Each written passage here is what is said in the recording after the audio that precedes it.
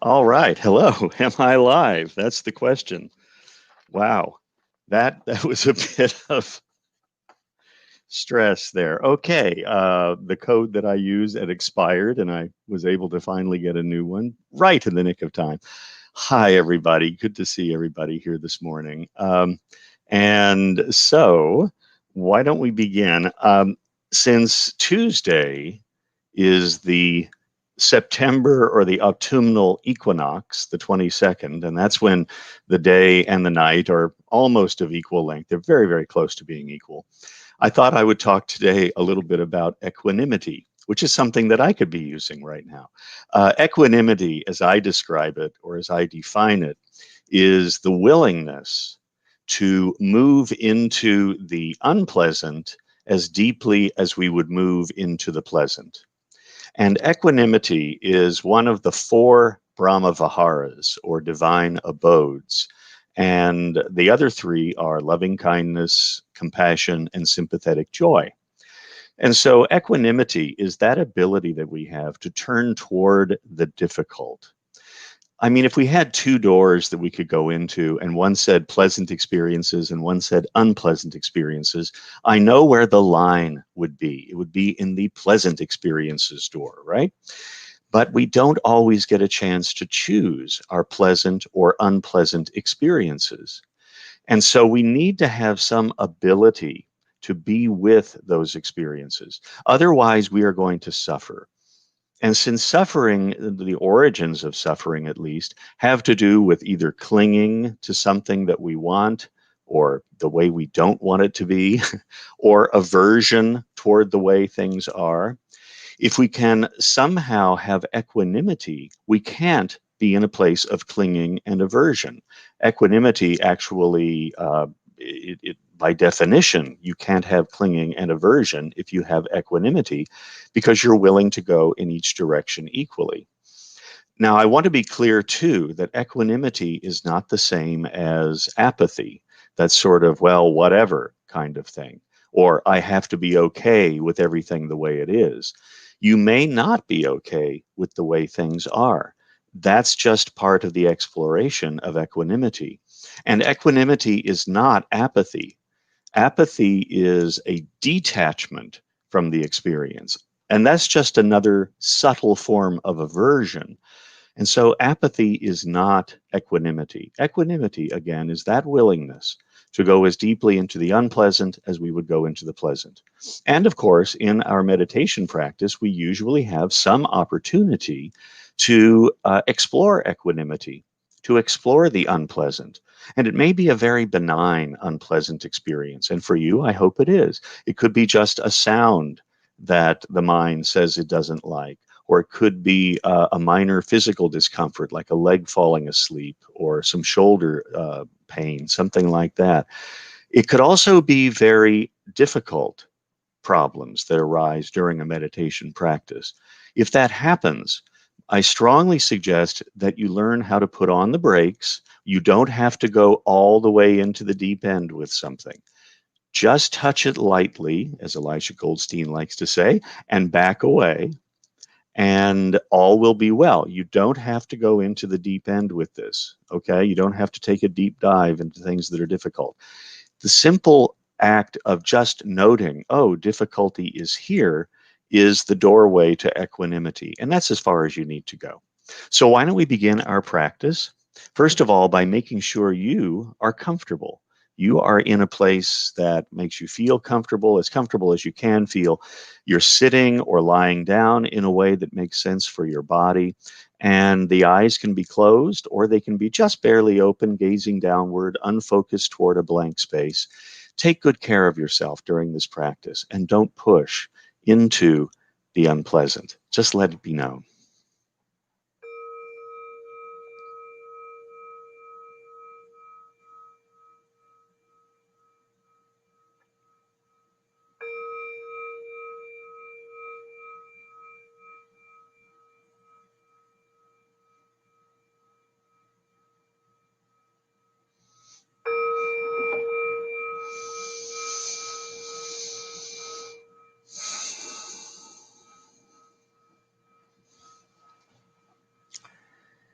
And so beginning by arriving in the body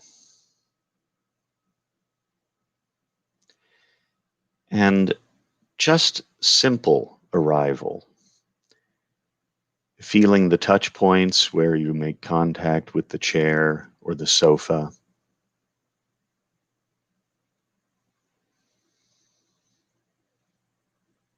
or perhaps deepening into the body and noticing the level or quality of energy that might be here.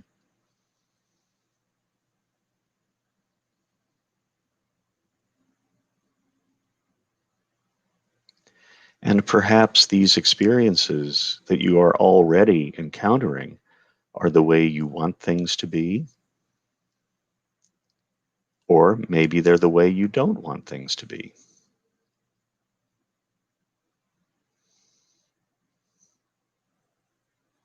There's no guarantee of any outcome in these practices.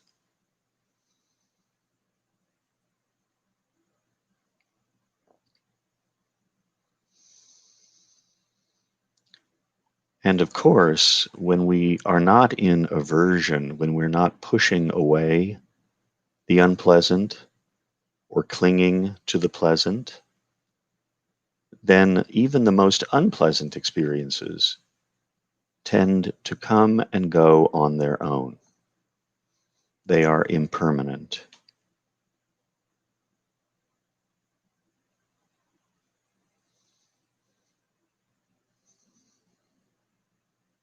And we can note this impermanence just by feeling how things are in the body. Sensations arising, lasting for a little while, passing away.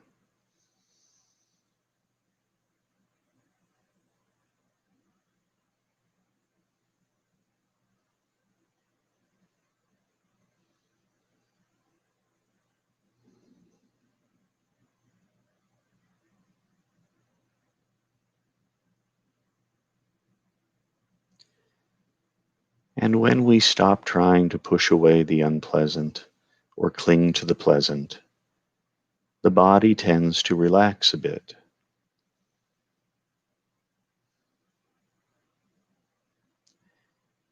There may be just a little bit more ease.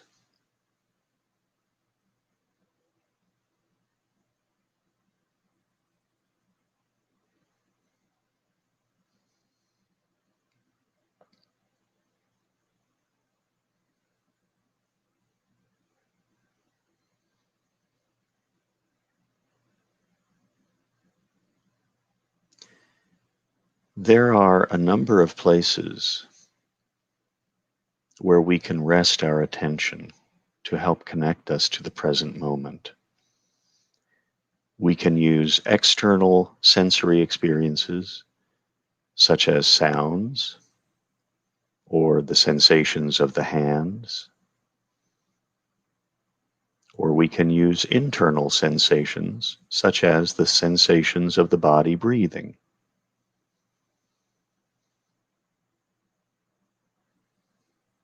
So choosing for yourself that anchoring point that can connect you to the present moment in a way that works for you best. Sounds, sensations of the hands, or the sensations of breathing.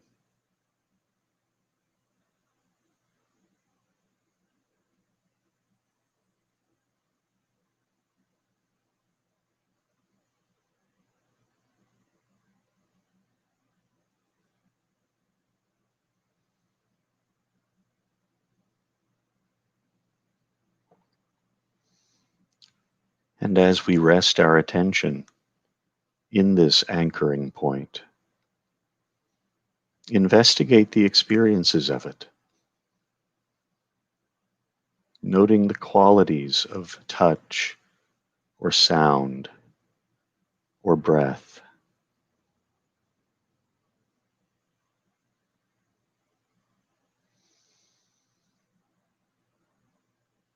Deepening into this experience.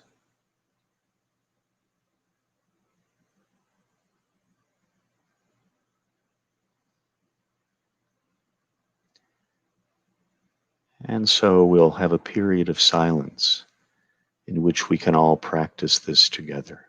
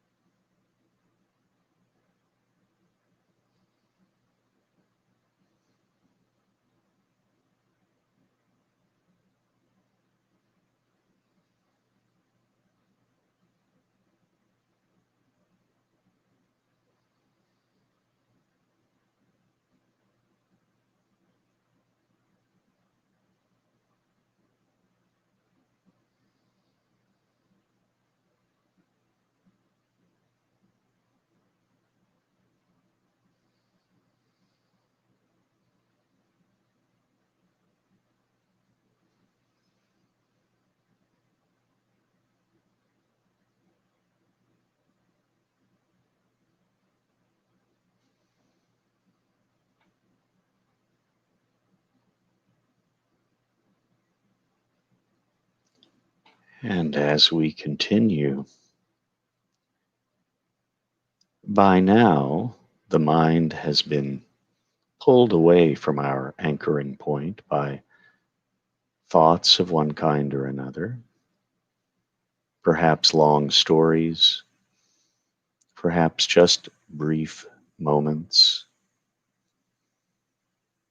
None of this is wrong, and it's not a mistake, and you have not failed. The wandering mind always leads us back to mindfulness.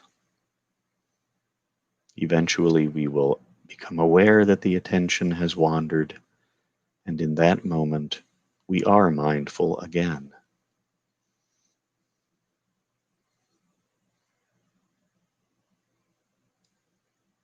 Sometimes our thoughts bring back with them emotional content.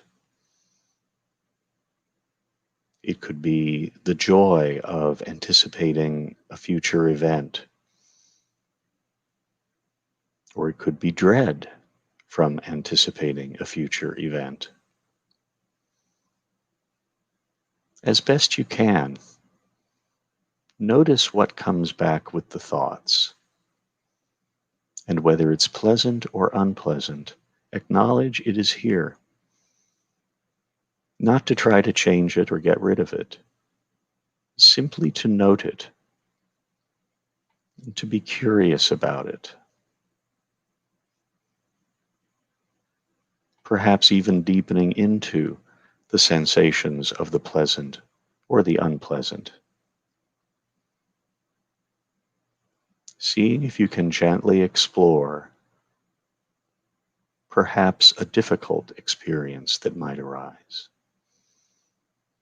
And if it gets to be too much, back away, reconnect with your anchoring point, and be. And so we'll continue again, practicing together through an extended period of silence.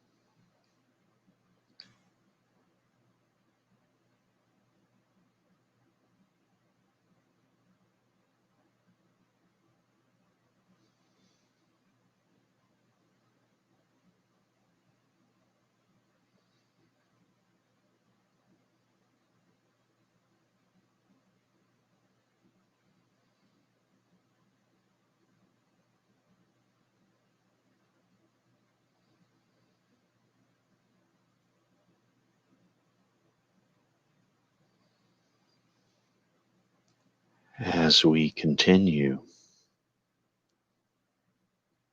when you notice that the attention has been drawn away by thoughts, make a deliberate effort to let go of those thoughts, to release them. Bring the attention back to the present moment, finding your connecting point, Do not ruminate on unpleasant thoughts. Let them go. Unpleasant thoughts may bring with them unpleasant sensations in the body. That is where you would put your attention. That is where you would deepen, if you wish, learning that you can go as deeply into the unpleasant as you might go into the pleasant, and letting go of the thoughts that might be causing it. This is how we learn to suffer less in our daily life. And so we'll continue during another extended period of silence.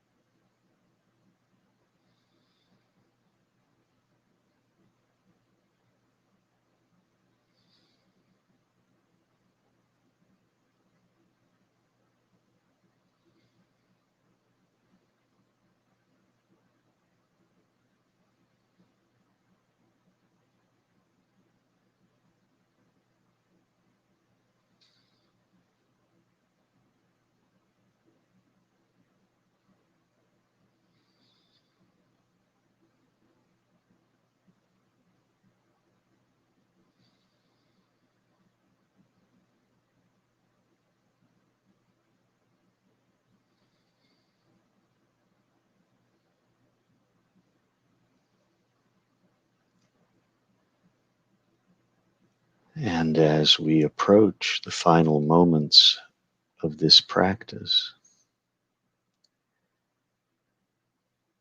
if you're involved in a thought right now, let it go. Gently turn the attention back to the body.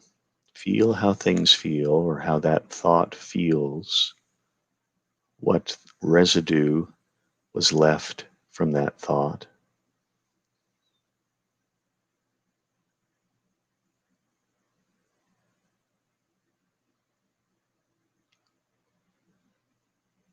Feel that you are in this body, connected to this earth.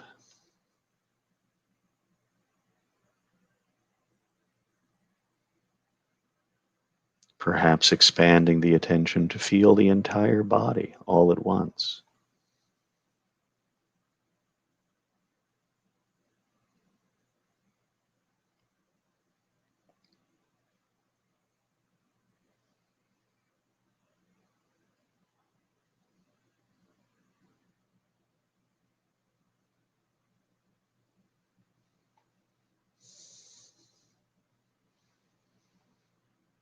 And in a few moments, the bell will signal the suggested end of this practice. Take as much time as you need as you transition.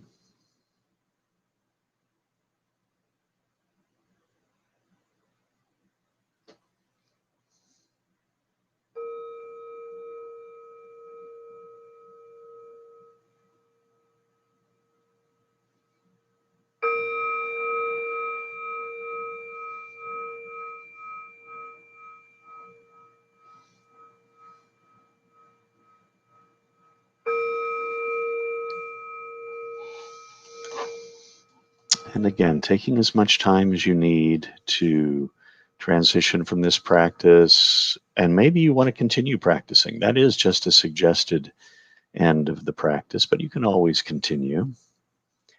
So today we were exploring equanimity, the willingness to move as deeply into unpleasant experiences as we might move into pleasant experiences. And this can be very important in our daily life, of course, because we don't have a lot of choice when we're faced with, well, it's what the Buddha called the terrible twins: praise and blame, pleasure and pain, gain and loss, fame and disrepute. These opposites are always at play in our life. And if we are pushing against them, or if we're clinging to the way we want them to be, then we're actually interrupting a very important flow that can just take place if we allow the experience to be known. It's going to drop away the unpleasantness. You're going to relax in the body a little bit. The mind will open a little bit into some wisdom. And there may be other experiences that happen too. So as best you can, just investigate equanimity, or at least just notice when you're pushing back against the unpleasant. And if anyone has any questions about that, or confusion, or anything you want to share, please feel free to put it in the chat. We don't have the ability to talk to each other here, but I'm happy to answer any questions. If you would like to be on my mailing list, and I do offer a weekday meditation at 8 a.m. Pacific time every Monday through Friday. If you want to be on my mailing list, just write here. There it is, right there. There's the email address right there. You can just write me, and I'll put you on my mailing list, and I'll send you the link to the Zoom meeting that I lead Monday through Friday. And this is not affiliated with Center for Mindful Living, the one that I'm leading during the week. Well, thank you for all your wonderful comments up here too. It's beautiful. Thank you so much. So great to see you. Hello, Orla. Good to have you. No, that's somebody from Antioch over there in Matcha. Good to have you. All right, and I'll see you tomorrow morning too. So if there are any questions, I'm going to hang around for a while. But if not, you're released on your own recognizance to the rest of your Sunday. Have a great rest of your day. If you're celebrating Rosh Hashanah this weekend, have a wonderful rest of your holiday and a great new year. And so we'll just hang out for a while, see if anybody has any questions. Do, do, do.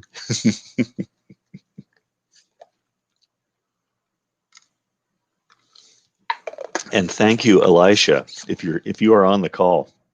Thank you so much for sending me that code at the last moment. I completely forgot I needed a code. I thought the old one would work. So we made it in, and that's the main thing. And of course, thanks to Elisha and Valerie and Stephanie and everybody at the Center for Mindful Living for providing this meditation. I always look forward to doing this once a month. It's always great. Oh, so great to see all my friends here. Rivka, welcome from Jerusalem. Thank you for being here. And Jeanette from Toronto. Great, thank you. Just what you needed. Broad understanding of equanimity. Yeah, and we can do a lot, a lot with equanimity. But again, move slowly and gently. You don't have to fall into the deep end with it. Yeah, a little different from the weekday community. Yeah, but there's a lot of folks here from the weekday community, which we really enjoy. From Ontario, welcome, Wanda. Hello, good to have you. Thank you for being here.